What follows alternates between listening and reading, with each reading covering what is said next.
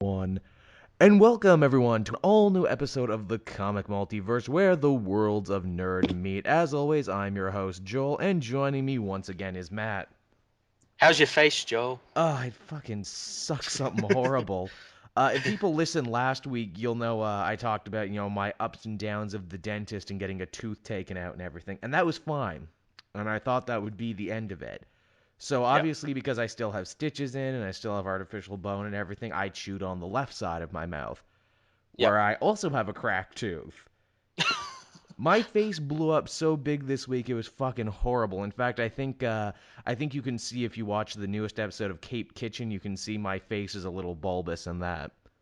It was fucking awful. I had to go to the. It was even worse because I had to go get some antibiotics, and I sure as hell wasn't gonna make another appointment with my dentist so I could pay $75 for more X-rays. Wasn't gonna do Yeah. that.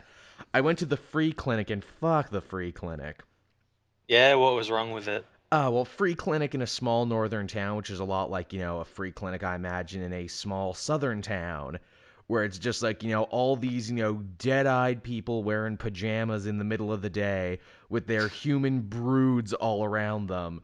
Because, oh no, little junior Cletus got a sniffle, and I'm like, God damn, I feel sicker sitting here in this waiting room than I do anywhere else. There's probably more chemicals and more disease in this room than there is anywhere. It's true. It's true.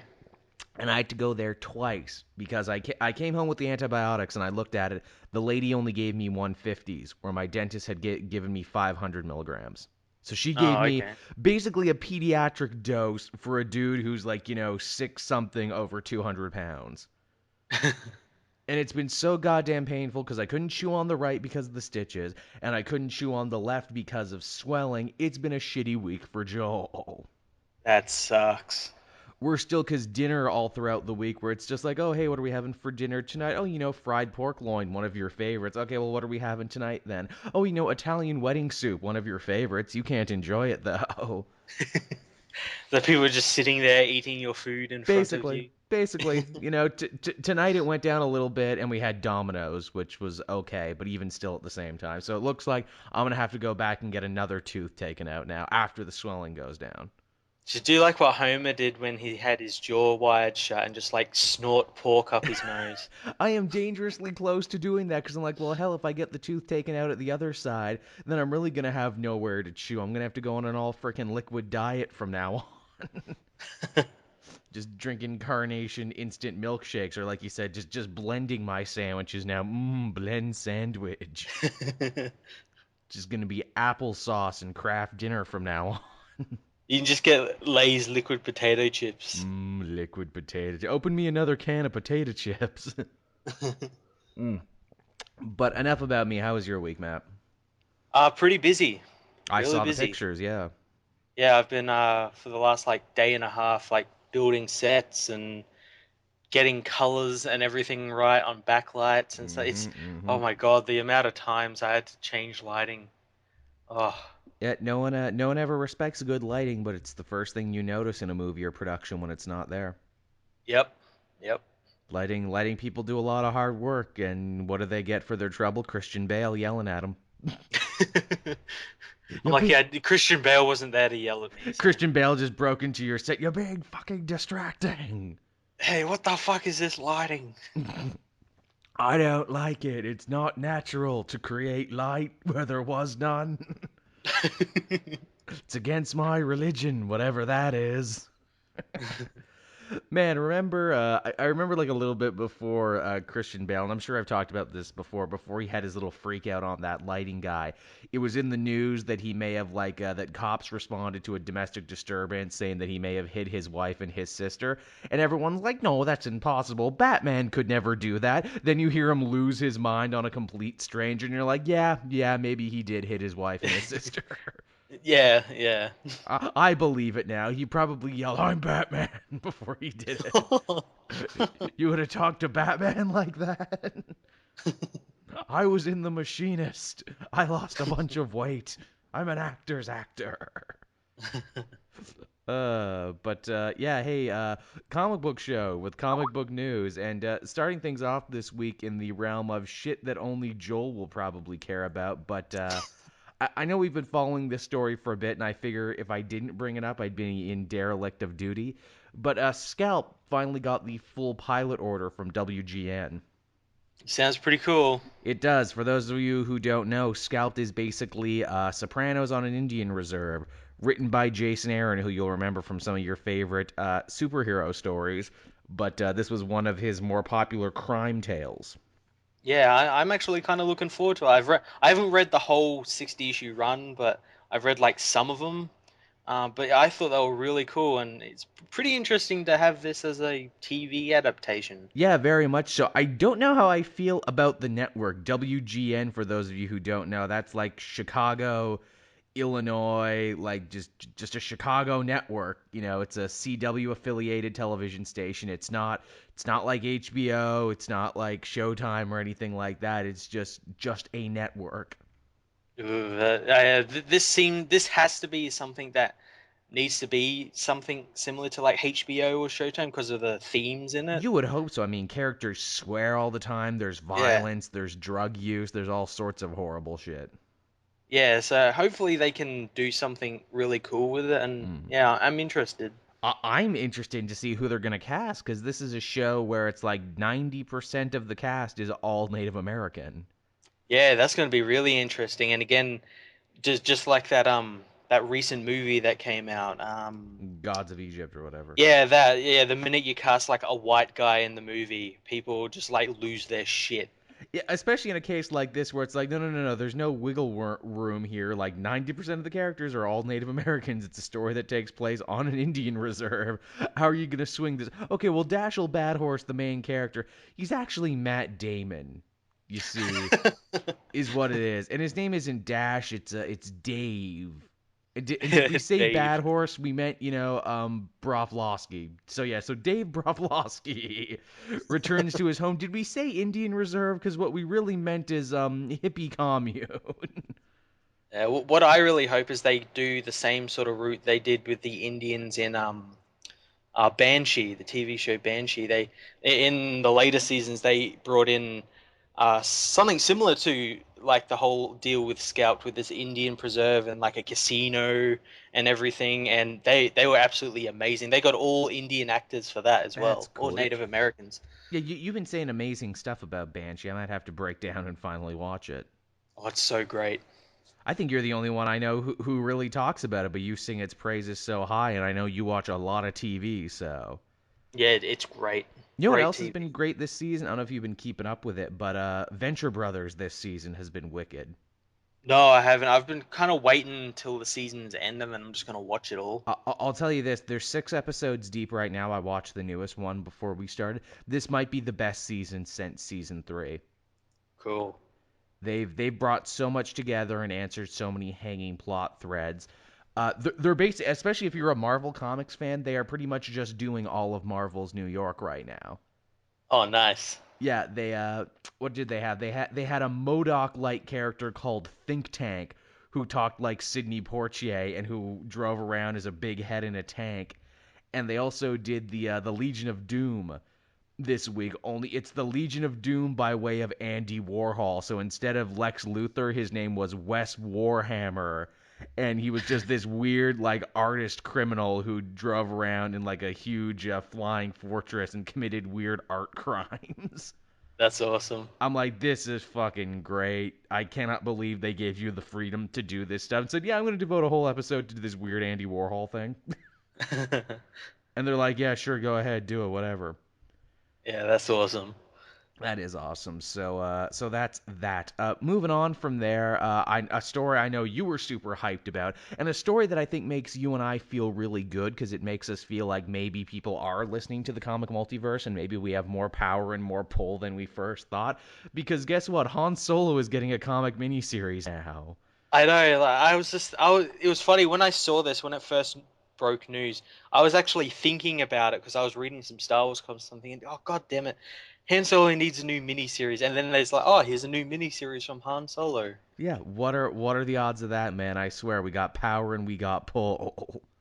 Yeah, and the story sounds really cool. He's going to be doing like space drag races Love it, love it. while working for the rebellion, I guess, doing Nice. something. So yeah, it sounds really cool. How funny is it that first they renumber Action and Detective Comics, and now this we're two for two people. What are they gonna do next week? The comic multiverse, man. I'm not saying that we are golden gods. I am not saying we can see the future. I'm not saying you should bow down and worship us or open churches. There's plenty of churches already. You can just convert existing churches if you really must. If you really must worship us and our comic predicting knowledge, but that's pretty freaking cool. I know you're excited for that, and I'm excited for that one too. All the Star Wars comics have been hitting. Yeah, yeah, we've got this one, and then I think not long before this one actually comes out, there's the Poe Dameron comic Oh as yes, well. yes, I looked a little at the cover stuff for that. Yeah, that one looks like a real fun read. Yeah, definitely, definitely. Also, too, the lady writing that, it's a lady going to be writing the Han Solo one. Marjorie Liu, I don't know how to quite pronounce that. It's a foreign name as far as I can tell. She's a New York Times best-selling author, so they're definitely not just getting anybody to write these Star Wars books. They're going after, big name talent. Yeah, all the Star Wars books so far have had like big writers: James Robinson, Charles Soule, Jason Mm-hmm. Aaron, Mm-hmm. Mm-hmm. uh, who else? Mark Wade. Yeah. All these big writers. Yeah, well, I mean, I guess they all grew up on Star Wars, so they all want to, write the comics when given the opportunity. Yeah, that's great. More comic book news coming down the pipeline. We got to see some early covers and some early rumblings for Civil War 2. Yes, this event will indeed have tie-ins. Are you shocked? No, no, I'm not shocked. No. One of the more interesting tie-ins they talked about, which looks to be written by I can't remember if it was Cullen Bunn or Jeff Lemire, but it's going to be running through one of the X-Men books. And basically, what it is it's going to be the long-awaited X-Men versus Inhuman story. Yeah, that looks to be a lot of fun. Yeah, that does look to be a lot of fun. I mean, they've been building up to this for so long. I assumed that would have gotten its own event, X-Men versus Inhumans, but now for it to happen in the background of Civil War too. Yeah, that's they're having sort of their own civil war. Yeah, they're having an event within an event. Yeah. Gets even weirder too because they seem to keep alluding to a fight that the X-Men and the Inhumans had in the 8 missing months, wherein Cyclops, modern day Cyclops, was killed, and we still haven't seen anything off the back of that. Yeah, like through like the Uncanny Inhumans book, and I know through some of the X-Men books, they've just been alluding to like all this stuff that happened in this 8 months, like yeah, Scott dying and everything, and going away and not being related to the X-Men anymore and everything. Beast going to work for the Inhumans and everything. Yep, Yeah, I mean, yep, shit, more happened in the 8 month time gap for X-Men and Humans than it did for any other book. yeah, It's funny to think. So yeah, that Civil War 2 looks to be pretty interesting. I think we might talk about it a little more when we talk about one of the books we read this week because it was labeled as The Road to Civil War 2. yep. That was Iron Man this week, in case you were wondering, everybody. I know I said I would wait, but I lied. I jumped the gun. Moving on from there, we have some movie-related news. Hey, Matt, how about that Venom? Yeah, how about that Venom? How about that Venom? How funny is it that when Deadpool does huge at the box office as an R-rated comic book character, suddenly everyone wants their own R-rated comic book character? Oh, looks like James Gunn was right. Mm-hmm. And he was right sooner than we thought, too. Yeah, yeah. Well, it was kind of a given that like as soon as they'll leave it like a month after to see how Deadpool does for like a whole month, and then they'll like be, oh, here's a R-rated, Superman movie. Here's an R-rated Venom movie. Mm-hmm. All that sort of stuff. Now, obviously, Sony, who is doing this, had toyed around with a Venom movie before as part of their Amazing Spider-Man series that they wanted to do like a spin-off sequel to that. That never materialized. Now they're talking about writing an all-new, all-different one that's not going to be connected to the new Marvel Disney Spider-Man.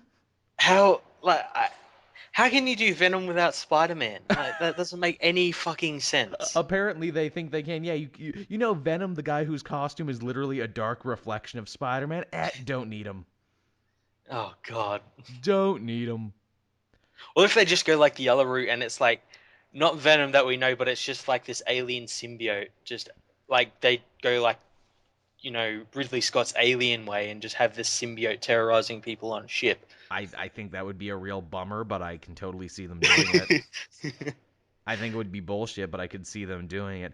And I mean, hey, here's Venom, a character that I'm sure you would love to see in the MCU. Nope. Nope. Nope, just Sony. Just Sony. We want that Venom money. Yeah, and it's going to be interesting. Like, what Venom are they going to do? Because I could see them like, uh, Daredevil season 2 comes out next week. I could see them seeing like, oh, that Punisher looks pretty good. Let's do the Flash Thompson Agent Venom, Version, Venom, yeah. Well, I mean, heck, and if just they have him shoot people and whatnot. if they do anything, I mean, just forego Eddie Brock. I mean, if he's not going to be connected to Spider-Man anyway, just forego Eddie Brock completely and just do Flash Thompson. Yeah, I mean, heck, he's the guy who's in the comics currently for crying out loud. So I mean, why even fight it? yeah. Just do it. I mean, heck, you could tell a fairly interesting Venom movie if you really want to. It wouldn't be the best Venom movie because again, he wouldn't be connected to Spider-Man, which he kind of needs to be. But I mean, if you're gonna do a bad idea, you might as well do it right. Yeah, it just doesn't. I don't know, like what Sony are thinking. I don't think they are thinking. And you know what? Our next news story, thanks for the segue, Matt, proves exactly how much Sony isn't thinking. Now, Matt, you'll of course remember the great Sony email hacks last year. Yes, they were amazing. The amount of lulls that came from it are legendary and will echo through the halls of lulls for all time. I mean, I'm glad to know that like I have better email etiquette than than that CEO of Sony. Yeah, So yeah. One of the stranger things to come out of the Sony email controversy is, of course, a bunch of projects that they were supposedly working on. And one of the stranger projects they were working on was a crossover vehicle for 21 Jump Street, those, Jonah Hill, Channing Tatum movies, and the Men in Black, the former Will Smith movies. Well, guess what, Matt? it's happening. It's fucking happening. This crossover that you thought would be dead, if only because everyone in the internet shamed, pointed, and laughed at Sony when that came up. Well, wouldn't you know it? Apparently it's back on. And not only is it back on, but they're very serious about making it a real thing. Okay, so like Will Smith's character is going to be like the new Ice Cube, Oh, and he's God. gonna send him into like a university where aliens are selling like weed You know, and that story you're pitching actually makes more sense than anything I think they could actually come up with. Because you see, I was thinking about the other way completely. I was thinking like, okay, is Channing Tatum and Jonah Hill, do they have to go join the Men in Black for some reason? they're aliens themselves. Oh, fuck off. It's just like it's like how do you even joke about something that is just so unbelievably stupid? I know it doesn't make any sense. I like to imagine the powers that be over at Sony. They're like, Avengers, that made a lot of money, and that was a team up vehicle. Hey, Batman v Superman, that's going to make a lot of money, and that was a crossover. What can we cross over? Yeah, what do we own? Not considering for a second that those things only work because they were properties that have crossed over in the past and exist in the same universe. You just can't cross over things you like or just things you own. Okay, Princess Bride meets Heavy Metal is what we're going to do. We're going to cross those over now. Ah, that'll make sense. I'm trying to think, like, when you break it down, like 21 Jump Street Men in Black, the styles of comedy aren't even, like, complementary, is the thing. Yeah, yeah, 21 Jump Street is a whole thing that worked on the premise that it knew remaking 21 Jump Street was a dumb idea. yeah. It was self-aware, It was whereas incredibly self-aware. Men in yeah, Black, not self-aware. Funny movie. If anything, it picks up the whole sci-fi comedy torch that was, left behind by Ghostbusters back in the day. But here's the thing: only one of those Men in Black movies is actually any good. yeah, yeah, If anything, if you've seen 21 Jump Street 2 or 22 Jump Street, that was a movie making fun of bad sequels because they're just the same but different. That's exactly what Men in Black did 2 times. yeah. I don't know. Like the Men in Black series became the sort of thing that 21 Jump Street made fun of, and the idea that's like, oh, let's cross them over. What the fuck are you guys smoking? uh, I just don't know. It's even funnier because Will Smith ain't coming back for this, and oh God, Tommy no. Lee Jones certainly ain't fucking coming back for this. He barely came back for the second one, and wasn't even in the third one. They had Josh Brolin recast him. Yeah, well, he was in the third one, but he was in it for like a minute. He was in it like, you've got me for the afternoon. Shoot everything you need, because I ain't coming back. Yeah, yeah. I don't know, like what. Yeah, they'd have to be joining the Men in Black or something. I don't know. For some reason, just like, even like, I feel dumber even trying to consider how this movie would work. And every ad sitting there. I just gotta be in the universe with Venom, Yeah, and oh Venom's god. gonna be in it. The, And well, okay, here's how you cross it. Venom is the alien symbiote that the Men in Black need to stop, and because Flash Thompson is still in high school at the time, they run into the 21 Jump Street guys. There you go, Sony. I wrote your fucking movie for you. yeah, we expect checks now. Yeah, I expect checks and a thank you. Maybe we can somehow picture that this movie's gonna like piss off North Korea again, so they don't release it. At this point, I think that's the only way. Or no, no, no, no, no. This movie will piss off actual aliens. They start getting death threats from actual aliens. Weezer blocks from the Glip Glop galaxy find this to be highly offensive. If this movie does not cease, we will disintegrate you with our heat rays. Independence Day resurgence is like what would happen if this movie would be released. Oh god, I forgot Independence Day 2 is a thing. Yep. I kind of tried to block it from my mind. I'm like, nope, nope, not a thing. In what sane and just world would Independence Day 2 be a thing that happened? But yeah, 21 Jump Street v Men in Black. 21 Jump Street meets the Men in Black. 21 Jump Street. I don't even know. I'm trying to think what the dumb title could be. 21 Men in Black. Yeah, there you go. That's probably what it's going to be. Too fast, too black, furious Jump Street. To start bringing in other franchises now. uh, God damn it, friggin' Sony, man, get your shit together. Says me, uh, some guy on the internet. Some well, guy. we're more organized than them. Hey, you know, we've been lucky so far, Matt. The Han Solo thing happened and the Action Comics, Detective Comics thing happened, so maybe we'll get lucky again. Maybe.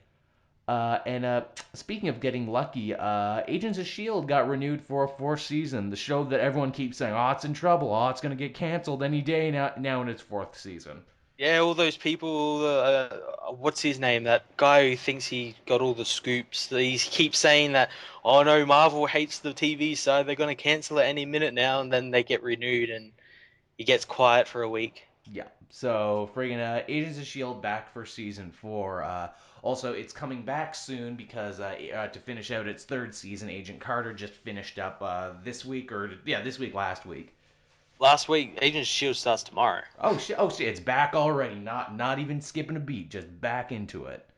Yep. That's cool. Obviously, we got Ward as Hive to look forward to. We got all the other Fallout. We got the Bobby and Mac show that's going to be happening, or the Bobby and Hunter show. Yep. Most Wanted. I wonder, what do you And think? I'm Like, probably like the only one looking forward to that show. Everyone's like, "Oh, this is going to be shit," and I'm looking forward to it. I it's like those characters. I like them too, but it's like they're my favorite thing most of the time on Agents of Shield. So it's like if they leave, I'll have one less thing to really like. Well, it's gonna be interesting to see like how Civil War the movie affects the show as well, because they've said there is going to be Civil War tie-ins. Oh, as there would have to be. Yeah, so it's going to be really interesting. Yeah, for sure. What do you think they would do for season four now that they've gone full bore superpowers and full bore Inhumans? Uh, well, I could see that since like I guess Shield's not really a thing anymore, and maybe because he's seen like what's happening. Well, we don't really know what's happening with Civil War at the moment, but Right. I could see like Coulson sort of dropping the whole Shield thing and just becoming like an Inhuman based organization, Becoming maybe. the new Warriors or the Secret Warriors. Yeah. Well, they've already sort of set up the Secret Warriors, but yeah, just like getting rid of like the whole Shield side of things. Interesting. I know I keep pitching and I'll pitch it again. I would like to see them do Count Nefario or something because they already did Madame Mask. Yeah, I could see them do that. Yeah, let them have some superpowered villains. It's funny to think they've gone so long and haven't fallen into like the freak of the week, monster of the week type setup. Yeah, yeah, I know. Which I mean, I guess in the long run is a pretty good thing because every show does that. Yeah, and sometimes it works, sometimes it doesn't. And the thing that I've always liked about Agents of Shield is that it really is a different show every season. It is, yeah. Like first season was really like the monster of the week sort of thing. Second season was the whole Hydra thing. Now we've got the Inhumans. So yeah, I don't know what it could be for the fourth season. Definitely. Okay, what else do we got going here? Oh, more movie stuff. Two actors have been announced for Guardians of the Galaxy 2, and they're not the actors you might think. I know, this kind of surprised me. Uh-huh. First off, we have Tommy Flanagan, who you remember as Chibs from Sons of Anarchy, and a bunch of other roles as well. He's the Scottish actor with the Glasgow smile. Yep. And also, what is it? Rookie himself is gonna be there. Yeah, Sylvester Stallone's gonna go punch some people in outer space. Old Sly Stallone. He may not have won the Oscar, but he gets to be in Guardians.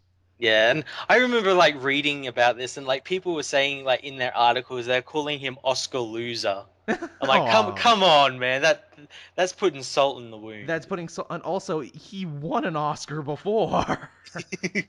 he was always Oscar winner Sylvester Stallone. Yeah, that's insane to think. Like Oscar winner Sylvester Stallone. It's just yeah, the guy who made Judge Dredd and Rambo. Well, when you write and direct Rocky, one of the most iconic, American films, that'll do it. Yeah, true. People forget that he wrote and directed that. Yeah, and people forget that he tried to get his name on the book Cobra. That's right, he did too. That was amazing. Cobra, which is even more right wing Dirty Harry. Yep. It's like, how could it be more right wing? We'll show you. This is how. Yeah, I'll be interested to see how where these guys play. I mean, obviously Tommy Flanagan because he's an older actor. He's definitely a favorite in my mind at least for being Star Lord's dad. Yeah, you really think? I thought like maybe Kurt Russell might be. Okay, Kurt Russell, that one sounds better. But hey, there's a lot of older guys. Maybe they're gonna have a who's the daddy situation, like a Maury type thing. Maybe. I always pictured him as like the leader of like another unit of Yondo's group, Yeah, I the could see that. Ravagers. Yeah, he definitely looks like a pirate and a bad guy, and usually gets typecast as that sort of character. Yeah, and Sylvester Stallone, I don't know who he could. He's just playing Rocky. Stallone could either be a fun cameo or, and follow me on this one if they're doing all cosmic Marvel, Stallone should be champion of the universe. That'd be pretty great. Champion of the universe, for those of you who don't know, he's one of those, primordials of the universe right next to the Collector and the Gardener and everyone else. Basically, he travels around and challenges people to intergalactic wrestling matches. That'd be amazing. Hey, I'm the champion of the universe. I challenge you, Drax the Destroyer. Let's find it out, eh? Champion, they can't breathe in space. Yeah, well, neither can they. Then they just fight it out like that. You just gotta paint Stallone up a little bit, and he'll be ready to go. Yeah, and give him the same shorts he wore in Rocky, like those American flag shorts. Hey, I fight for space, America. And then we got to get Carl Weathers back. Ah, yes, please. Uh, If I can change and you can change, everyone can change. And then Rocky brought capitalism to the universe as only he could, and all the space communists cried because of his impassioned speech and because he punches real good. yeah, he's gonna fight Space Dolph Lundgren. Man, I'm surprised they haven't gotten Dolph Lundgren in one of these Marvel You movies. don't even need to do him up. He already looks like an alien. Yeah, he's basically an alien, and he's super smart too. He's basically a comic book character. Yep. Oh God, I'd totally watch that Dolph Lundgren versus the Guardians of the Galaxy. If they die, they die. Dolph Lundgren, like, hey, I was the Punisher one time. Do you remember? Yeah, in that terrible movie no one talks about. You mean the one where he didn't even wear the skull shirt? Yeah, that was the one. Man, you could have like 3 generations of the Punisher in the Marvel movies if you want to. You get Dolph Lundgren, you get Ray Stevenson, who's already playing frickin' Volstagg in the Thor movies, and then you just get John Bernthal and you put them together, and there you go. You got 3 generations of the Punisher in one movie. And they all play the Punisher. And they all play the Punisher. The Punisher Corps. Team Punisher. Oh, shit. Matt got discovered. Shit, they're going to be shooting at him any second now. Matt! Don't worry, I've got the reflex on, so I can get them before they shoot me. There you go. I'm glad you answered that when you did, because Joel just used up all of his Metal Gear knowledge in one joke right there. Nanomachines, Patriots, secret black projects, raiding. Weird shit. Yeah, go ninja, go. Did you like it? There, that's all my Kojima and that's all my Metal Gear knowledge in one joke. I keep saying one of these days I'm gonna experience the Metal Gear franchise firsthand, but then I never do. No, you gotta. You gotta. It's part of our shared gamer heritage, the weirdness. It is. Skizzer 61. Yeah, I went there. So yeah, that'll just about. Oh no, wait, no, I'm wrong. There was one new piece of news that came around just as we were about to record. I thought this was a joke, but it turned out to be true. So at the end of the month, we'll be having Batman v Superman: Dawn of Justice, starring Wonder Woman, featuring Aquaman and everyone else. Yep. But more than that, they just announced today. You know, the movie comes out at the end of the month, but we're still getting new announcements. Apparently, J.K. Simmons has now been cast as Jim Gordon.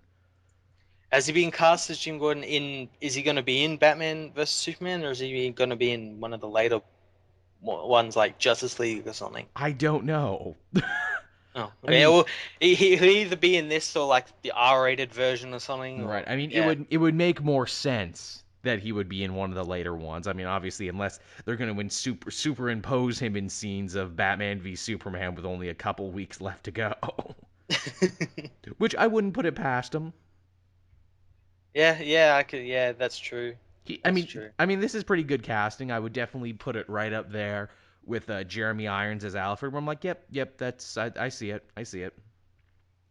I don't know because whenever I look at him, I always just see J. Jonah Jameson. Yeah, that's gonna be the big problem for him to overcome, most definitely. Yeah, he's gonna have to like do something. I always thought that someone like Bryan Cranston should play live action uh, Gordon Yeah, because he just looks like it. he does, and he did good in an animated movie. I mean, I guess this is maybe why he was being so coy when people asked him there. It's like, hey, are you ever gonna be J. Jonah Jameson again? Yeah, I guess this was why he was being so coy. He's like, oh, you know, I may have signed a contract somewhere else. yeah, I could see it. Here's hoping they actually get to use him, because you know one of the things I will always sing the praises of for the Nolan trilogy is that they actually did let Jim Gordon do a lot. I know before that he just sort of stood around and was fat. Yeah, before that he was still the funny Irish version of Jim Gordon from the '60s Batman. So, oh, what are we going to do, Cape Crusader? Oh, Tora Laura. Oh, I don't rightly know. Oh, but I'm so jolly. That was basically everything Jim Gordon did then. I'm sure that blew people's minds when they watched Dark Knight and Beyond to be like, oh, Jim Gordon's actually a character with pathos and actually is good at his job. Yeah. He just doesn't call the red phone for Batman to come and help him. Oh, Batman, I've fallen down in me tub and I can't get up. Can you come and help me? Oh, thank you, Batman. I hope you all liked my offensive Irish guy accent. I've been working on that one. At least it wasn't like a drunk Irish accent. No, it was a different. It was more of a "Come Get Your Lucky Charms" version. It wasn't a Boston Irish. No, oh my strawberry sniggles, so good. Did you get the strawberry sniggles reference? I did, yes. That's actually perfect too. That was a Rick and Morty reference for those of you who don't know. I'm sure you heard the news as well that they've actually upped production on season 3 for Rick and Morty. Yeah, they're kind of rushing them out now. Which doesn't shock me, but also does kind of worry me because I mean Rick and Morty in just 2 seasons kind of took over the world and it's everywhere now and everybody's freaking into it. Hell, my dad got into Rick and Morty. Yeah, everywhere you look, someone's quoting Rick and Morty, or Hmm. yeah, has a Rick and Morty backpack or something. It's Or become a huge smash hit, so I'm not surprised at all that Cartoon Network, went to Royland and Harmon, like, okay, speed this shit up. I know you joked at the end of your season finale that it might be 2 to 3 years before we see any more, but guess what? Not only do we want you to come out with this sooner, but we want it to be a 14 episode season instead of a 10 episode season. yeah, and yeah, as you said, I hope it doesn't sort of falter Yeah, I hope the with it. quality doesn't suffer. Yeah, because usually it's either quality over quantity. Yeah, that's usually the way it goes. But I mean, hell, I'm excited to see it come back, and I'm excited to see them, answer all the questions left behind by the cliffhanger of the second season. Yeah, I've still got like half of this second season to go. Oh, really? You haven't seen Um, it yet? I haven't finished it all night. I've been too busy. So Okay, yeah. no one spoil the finale for Matt in the comment section. Someone's gonna spoil it Oh for me God, you now. know it will. I've okay, Matt. Don't look at the comment section on this episode. But yeah, I won't spoil it for you, and I'll say the season finale, the cliffhanger they leave it on, and they do leave it on a cliffhanger, is pretty amazing. Awesome. Okay, so I guess from there, that's all the news said and done. We can get to what we read this week. Cool. Would you like to go first, Matt? All right. Well, I read a book that I'm pretty sure you read, and that was Mark Waid's new Black Widow book. Yeah, I did. Well, obviously, if people are on this channel, they've probably seen my review proper of it. What did you think of it? Because it's a very strange first issue. I thought it was really cool. I thought it I was thought it cool was too. really The, cool. the the big conceit of this, for those who haven't read it yet, is that it's a whole first issue where Black Widow does not speak until the final page, Yeah, and she's a fugitive from Shield now. which seems to be. I know a lot of people were confused in my review, whether it's like, why is she fighting Shield? I thought Shield was the good guys. They haven't been acting good since Standoff. They've actually kind of been doing Yeah, a lot of dickish stuff. Now they didn't expressly say that this book is a tie-in to Standoff or anything, but I feel like it could be. I think it is because the whole thing is that she stole something from Shield. We don't know We what. we, yeah, we don't know what, but it could have something to do with Pleasant Hill, and maybe she gives it to the Avengers, or she's working with Bucky, or yeah, I don't really know. It would be interesting. It's Mark Waid, so it is brighter and it's colorful, and it's Chris Samnee, the same guy who did the last run of Daredevil artwork. So, it's very, very dynamic and everything, but it's also way more brutal than Daredevil was. Like, Natasha kills a guy with a rock at the very end, and it's very bloody and very like, whoa. Yeah, it was pretty great, and as you said, there's like no real dialogue in it. There's a couple of lines from Maria Hill and a couple from like an agent that's following her, but that's pretty much it. And it was all told with the art. Yeah, it's a ballsy move for your first issue to be like, okay, so our main character isn't going to say anything. Yeah, it was great, and Not even an internal monologue, just nothing. yeah, and I compared the whole issue to the part of Civil War, the first Civil War, where Cap goes against Shield and how he dives out of the helicarrier onto the jet, and Mmm. it felt very reminiscent of that. That's a good reference to make. Yeah, Yeah, definitely gonna stick with this one. Definitely going to see where this one is going. It's funny. This one came out this week, and as we record this week coming up, we also have Mockingbird #1. Mockingbird is getting a series. yeah, the Most Wanted series or something. Is it called Most Wanted? I thought it was just called Mockingbird.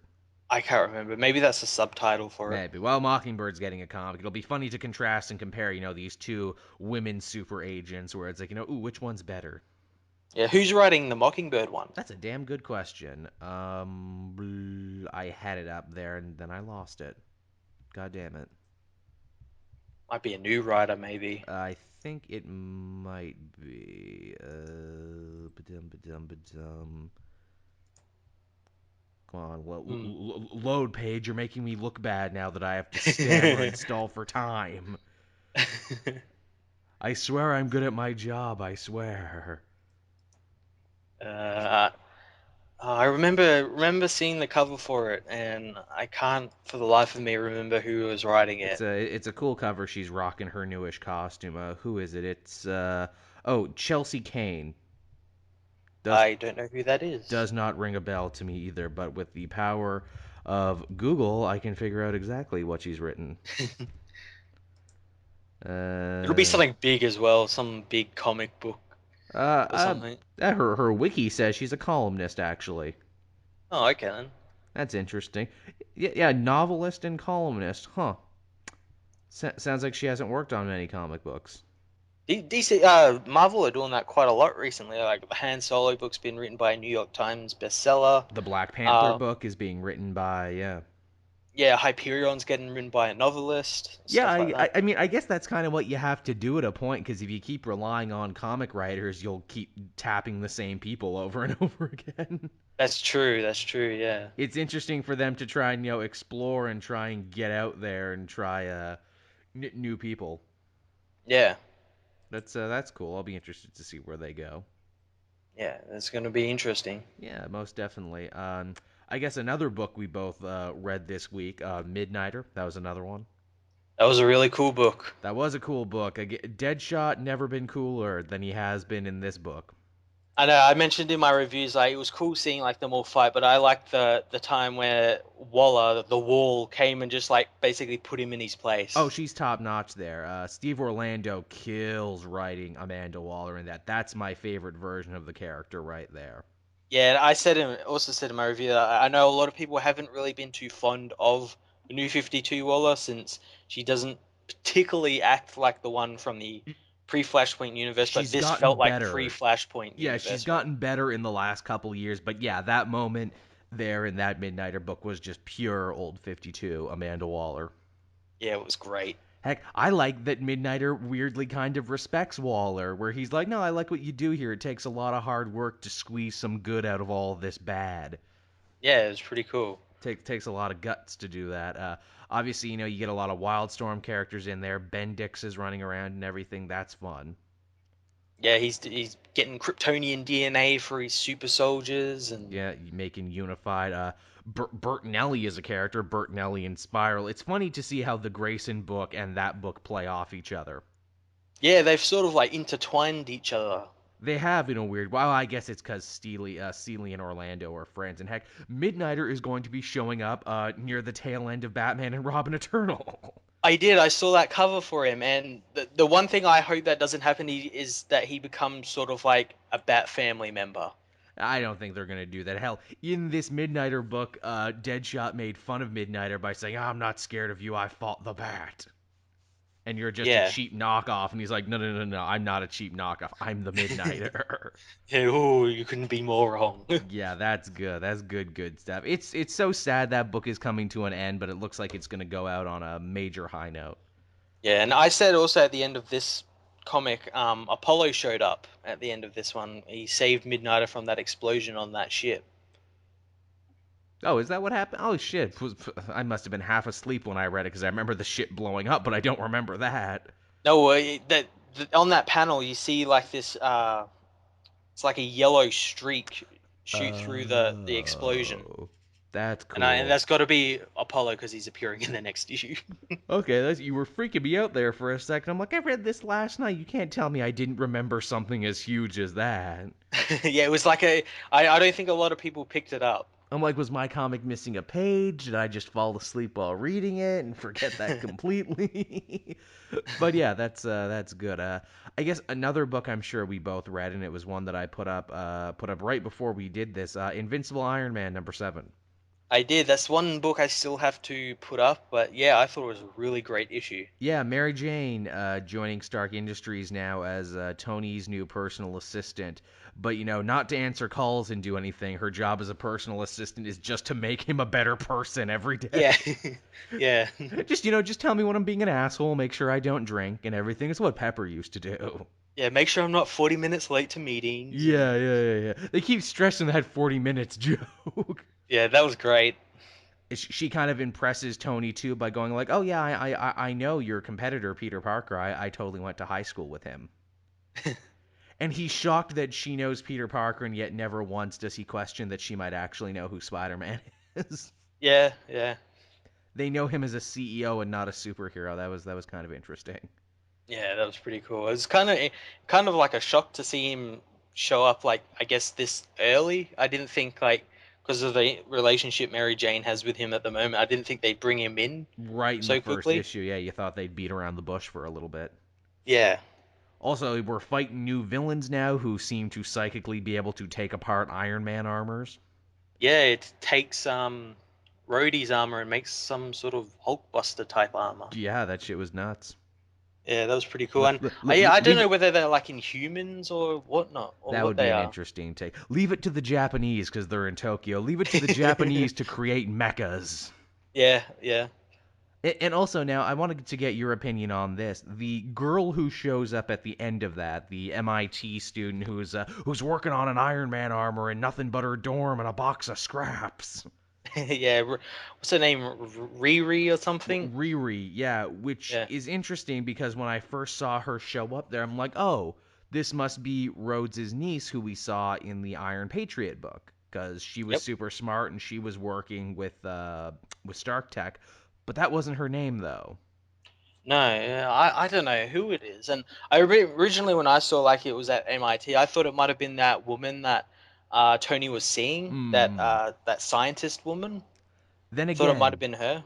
then again, this is Brian Michael Bendis we're working with right here, so never doubt that he just didn't remember what that girl's name was and said, I'm gonna give her a new name now. It was all a cover Yeah, her name in is that Riri story. now. That's what her friends call her. Her name is Riri. I don't care what that other writer. I don't care what Alice Cott called her. This is what I'm calling her.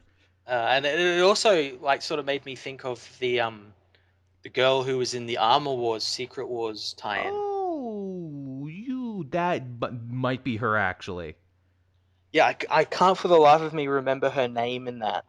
Um, I think that might be her. I think you might have cracked it right there, Matt. yeah, because yeah, she was building armors and everything.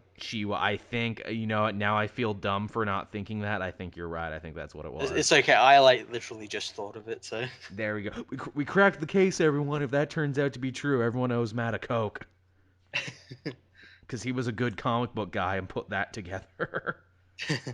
What are some other books we all probably read this week? Oh, Old Man Logan. yeah, that was a really cool issue. That was cool. Old Man Logan, as he often does, teaming up with a precocious young woman, in this case, Kate Bishop Hawkeye.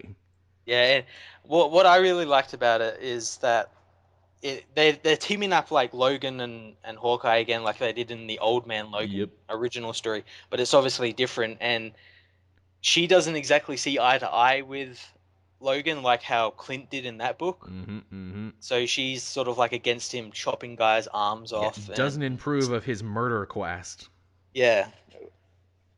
But which means yeah, they end I up love the fighting. book. I Yeah, loved it. I'm loving it too. I like that she's the only one smart enough to call into question the fact that hey, you're a crazy old man and your idea of the future doesn't match up with anything we've seen so far. Yeah, And I like her questions like, hey, so do we ever find out who the female Thor is in the future? It's been bugging me. And he's like, female Thor? What? Yeah, you yeah, yeah. know. What the fuck?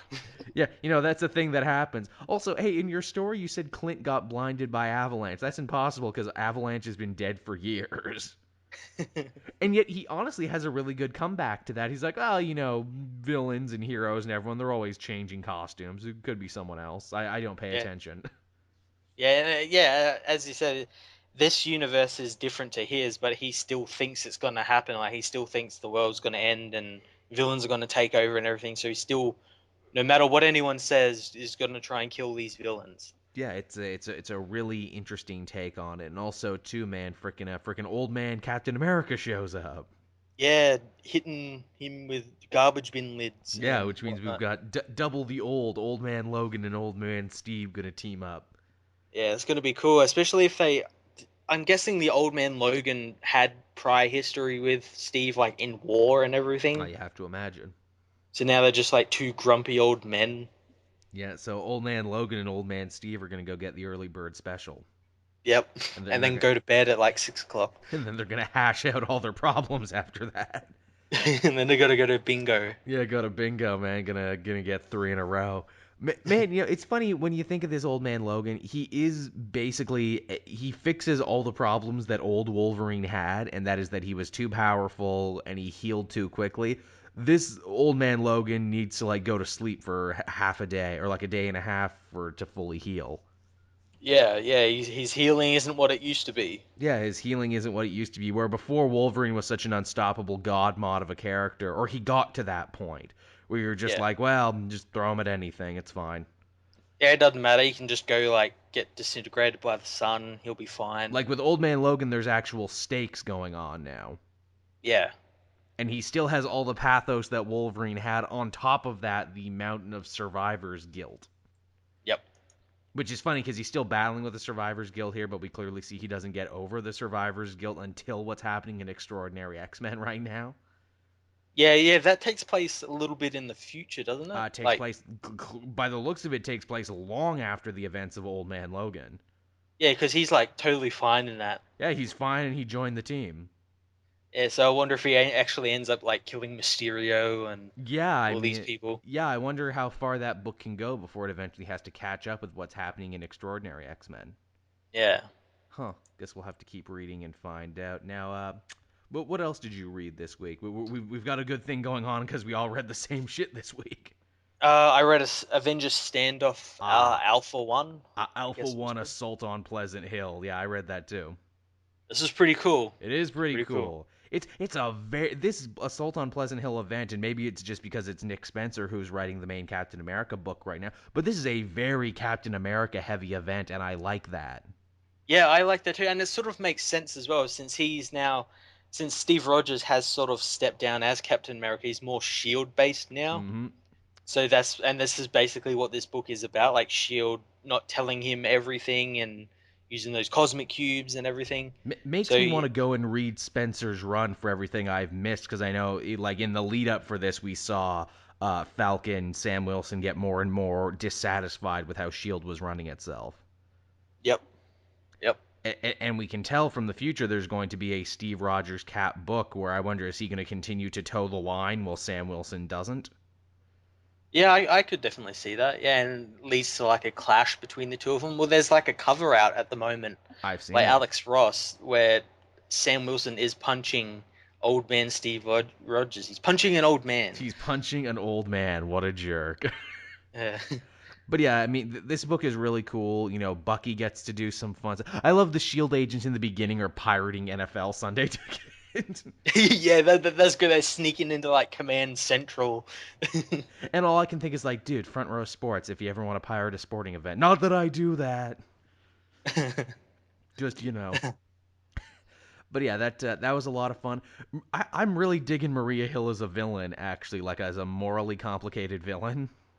Yeah, she's pretty cool, and I like that part where they take Steve to Pleasant Hill to like show him around and everything, and he finds out about Kobik and how she was basically a cosmic cube fragment, and he says like everything they're doing is wrong, It's a and then Eric massive. Selvig of all people goes, no, this isn't wrong. We're helping broken people. Yeah, where it's like this girl literally has the power to pull out the good inside people, so jerks like Absorbing Man can become Ice Cream Man.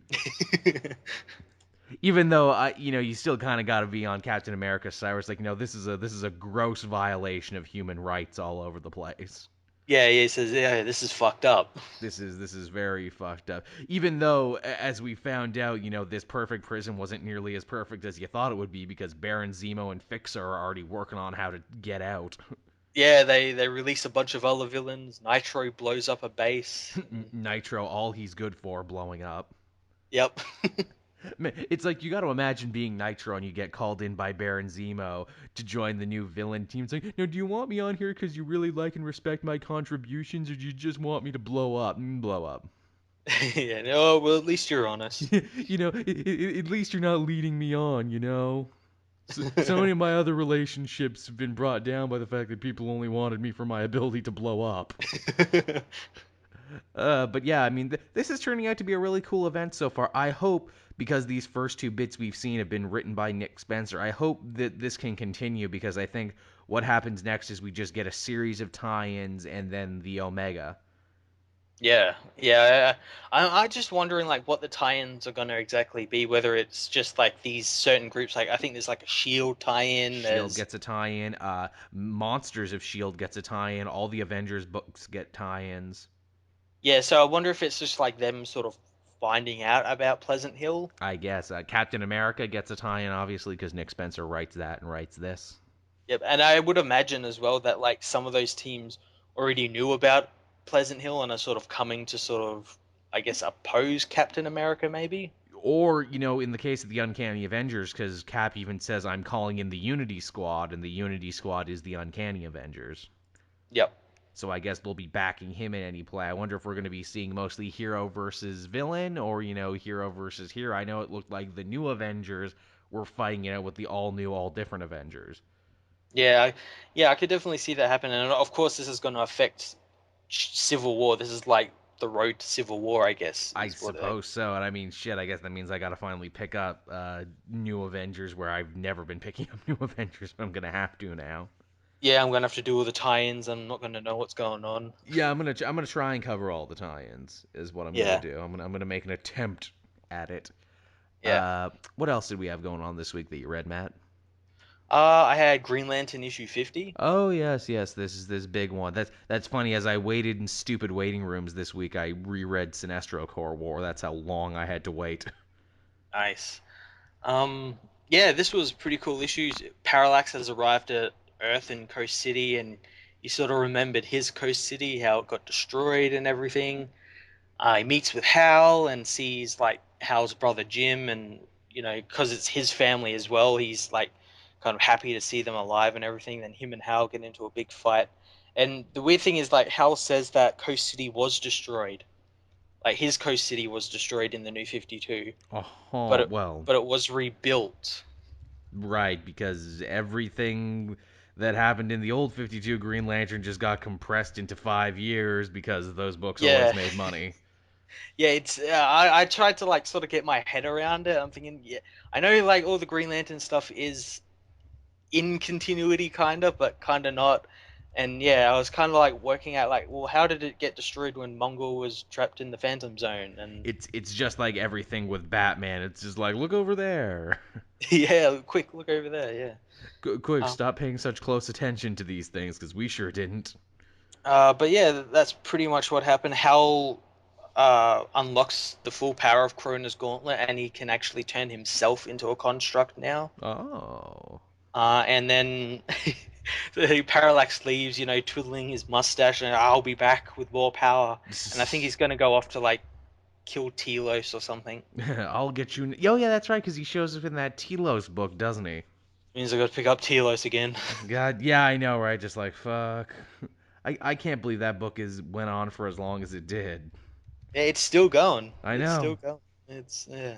Who's Like reading? Catwoman, and it's like Catwoman's on issue 50 this week. Yeah. What? Well, I mean, Catwoman you can't get rid of because it's a freaking flagship book for better or worse. And also, I guess because she's in Gotham, she has TV show protection, even though that's not really her as we know her. Yeah. Another book I had this week, of course, was Spider-Man #2 with Miles Morales. Cool. It's the finale, or kind of like the end of his first mini arc and everything. He joins with the Avengers and he defeats Blackheart and he does really good. The interesting thing about this issue and what I think had people talking a lot is what happened at the end, because Miles wins the fight. He gets recorded during the fight, and people see his costume kind of rip, and they can see his skin and realize, oh wait, he's not white, he's a brown guy. Yep. We don't exactly know his race, and there's a woman on the internet making videos, and I know me and a bunch of other people were debating back and forth on who she could possibly be representative of on the actual internet. And I think we came out to be that I she. Hmm? I think I know. I think I know.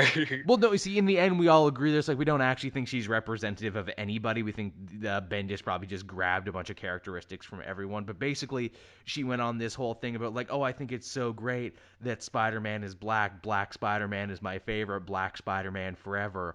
Only for Miles in the story to be like, hey, I didn't want to be known as Black Spider-Man. I just wanted to be known as Spider-Man. This kind of hurts my feelings. Actually, stop putting me in a box, everybody. Which again is certainly just Bendis soapboxing himself and talking to the audience and going like, hey fans, your hearts are in the right place. I'm happy you like Miles and I'm stoked that you're stoked about him, but you don't help him by calling him the Black Spider-Man and continually differentiating him by saying he's the Black Spider-Man. Yeah. Yeah. And then Miles even takes it to the 10th level. He's like, you know what? The thing is, I'm not even 100% black. I'm half Hispanic. And then to have his Hispanic grandmother, his abuela, come in and be like, hey, you got to get your grades in order. And I'm like, this is cool. This I'm sure is Bendis drawing on his own life for this, and I like that, making the character Yeah, more personal. yeah, that's great. Yeah. So that was Spider-Man. Spider-Man continues to be cool. Bendis can still bring it, not only just tell a cool story, but also, kind of make us think at the same time too, and I appreciate that. Well, let's hope he just doesn't leave Yeah, and I don't leave it in that place he likes to leave books. I don't think Bendis would ever leave Miles. I think Miles is literally like a child to him, is what I think. Yeah, that's true. I think he cares more about Miles than he does just about anything else. Yep. That's his baby. What else did you have, Matt? Last book I had was Darth Vader issue 17. Oh, yes, yes, yes. The Star Uh, Wars inning. Continuing this new Shotoran War arc. This issue felt like Game of Thrones. Oh, cool. In the best way possible. There's like these. He's on this planet. Darth Vader's on this planet, and there's like these ore barons, and they're like, we got to kill the queen because she, hates us, and we rule the planet, even though she technically does. We do all the work and everything. So we got to kill her, and yeah, they send like ships and stuff after her, and Darth Vader does his really cool thing where he basically destroys a whole submarine, a lava submarine full of people, and then just like cuts holes in the side of it with his lightsaber so it sinks into the lava. And those cyborg people that Emperor Palpatine was thinking about having as his apprentices are there, and yeah, they're openly just saying like, "Look, Vader, we're gonna kill you." So you're obsolete, you're old tech, and Vader's like, power of the Force, whatnot. It penetrates us, don't you know? And and in classic like Sith bad guy dark side of the Force fashion, one of the cyborgs comes to Vader and says like, "Can you teach me how to kill my brother, so I can like take his place at um Palpatine's side and everything?" And Vader's like, "No," No. and it just leaves, and Don't you? No. yeah, and it just turns and leaves. And then one of the bounty hunters that he sent after Aphra comes to him with like this corpse, and he tries to pull the wool over Vader's eyes by saying, "Yeah, this is Aphra. I just had to use a disintegrator on her because she was getting too handsy." And he's like, "Stop lying to me." And then he just like crushes the guy's larynx. You got to wake up pretty early in the morning to pull a fast one on old Darth Vader. Yeah, I thought it was pretty funny, but it's like, yeah, that's something that like a bounty hunter would do. I You try like to. this scum. That's a quote from the movie, kids. But yeah, this is pretty cool comic. As I said, it was like Game of Thrones with like these two like warring factions on this planet trying to fight for like who's in charge, who's the queen and king. Mm. And yeah, it was really cool. Nice, nice. I guess you didn't read that new Power Rangers comic that came out this week, did you? Nor have you been keeping up with it? No, I haven't. I think you would really like this one. It's technically the first issue, not counting the Zero issue. It opens up with Bulk and Skull making a video for their YouTube channel, their Power Rangers themed YouTube channel, where they basically get the reader up to date on everything that's happened in Power Rangers up until that point. That's cool. It's pretty That's fucking cool. amazing, and it's even better because they say that their Power Rangers channel has what is it, over 400,000 subscribers.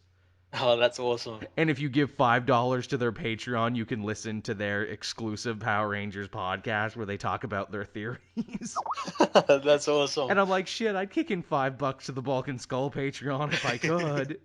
That's awesome. It gets even That's something like what Bulk and Skull would do nowadays as if they well. existed today, I know, and it hits me even more where I'm like, wait, you guys got 400,000 subscribers on YouTube? No wonder you don't have to steal lunch money anymore. You monetize that just right, get in with a good YouTube company, you'll be making ad revenue all over the place. Oh, dude, they're the number one Power Rangers. Did you hear Bulk and Skull were on an episode of Screen Junkies? Man, Bulk and Skull. Then they were on SourceFed Nerd and all these other channels. They're blowing out Bulk and Skull.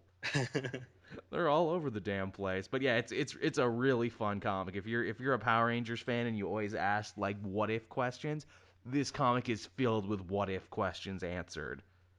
That's awesome. I know the art looked really cool. It's so reminiscent of the show. It's amazing. Here's Yeah. another bit. One of the monsters attacks Tommy at home, and I'm like, wait, what? They can do that? I thought that does he live in a quarry? No, he lives in a house. In a quarry. In a quarry, a house in a quarry. Also, the Rangers talk about their parents and their home lives too, and it's fucking surreal for like Zach to be like, "Oh, sorry, I didn't get a lot of sleep last night. Things have been rough at home." Whoa, Oh dude, God. dude, home lives? Holy I didn't know you guys had that. What characterizations? I know, right? Holy shit. And Bulk and Skull getting mad at Ernie because like, why do you always give those guys free juice, but you always make us pay? That's great. It's so true, and he says they even give a reason where he's like, hey, they're always giving back to the community with recycling drives and raffles and everything. That's my way of giving back to them. But the only thing you guys do is spend a bunch of time to ask why they get free drinks and you don't. That's awesome. And I'm like, yeah, that would bug me too. Why are they your favorite, Ernie? Why do they get free juice and we don't? Oh, and friggin' Kimberly asks Tommy if he wants to go get some coffee, and he's like, "Oh, really? You mean you drink stuff besides juice?" And I'm like, "Yeah, that's right. They never did drink anything besides juice in that show. That's great. It's an entire juice-based economy, all based around the juice." So yeah, everyone. I guess I got an early start tomorrow, and I'm sure Matt has stuff to do. So I guess we'll bring this uncharacteristically short episode of the comic multiverse to an end. I think this is one of the few times we haven't almost touched 2 hours, Yeah, last week's show was so long. which is weird because we had so much more news this week. I know it's. I don't know why.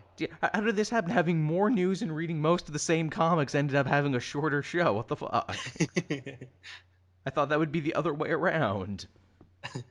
So any parting thoughts, Matt, before we wind it down? uh, Not really. Go come check out my channel, Fortress of Solitude. I haven't been uploading many videos this week because I've been real busy, but next week's going to be full back on videos almost every day. Yeah. Right on. If people want to see something fun and interesting I did on the channel, I released a new episode of Caped Kitchen. That's my cooking show now. I made Aquaman's Atlantis salmon dip, Nice. which is a real recipe that I make. I was really proud of how that one turned out. So everyone go look at that one. I think you'll like this, Matt, because if my shit from 80s tea comes in, I plan to do a Superman themed one too. Cool. That's if my shit comes in. I'm always singing the praises of 80s tea, but I actually just looked just recently for some of the new shit I ordered. There was a extra shipping and handling fee that I have to go pay before they'll release it. That's bullshit. That's bullshit. And I was gonna do a whole video singing their praises again and be like, man, look how cool this is and everything. And I got if you want to go check it out here. And here's a link. But now I'm second guessing myself. Now I don't know. So that'll do it, everyone, for another episode of the Comic Multiverse. As always, thank you so much for listening. Be sure to like, subscribe, favorite, and do all that other social network jazz. Check Matt out. I'm sure he will link you in the description if you ask him to, and if not, go to the Friends of the Channel thing on Cape Joel. He's #1 now. I put him at top. Cool. You're number one on mine as well. Aw, see? Because you got to take care. If you learn nothing else in this dirty internet podcasting game, always take care of your co-host, if no one else.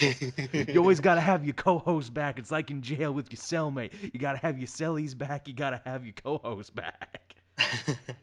So thanks for listening, everyone. We'll see you again next